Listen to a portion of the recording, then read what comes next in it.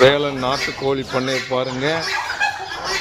எனக்கு கொஞ்சம் லேட் ஆயிடுச்சு, அதனால எல்லாம் டென்ஷனாக இருக்காங்க. சரி சரி சரி, ஒன்றும் இல்லை. சண்டை எப்படி சார் உள்ள போகுது?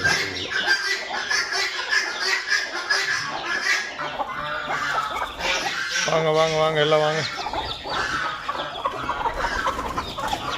நம்ம அன்னதானத்துக்கு பெரும் உதவியாளர்கள் இவங்க. தர்மத்துக்காக தன் உயிரையே நீக்கும் ஒரு அரிய பெரிய புண்ணியம் பான்கள். இவர் தான் தலைவர். தலைவரே, கோபம் படாமல் போங்க தலைவரே.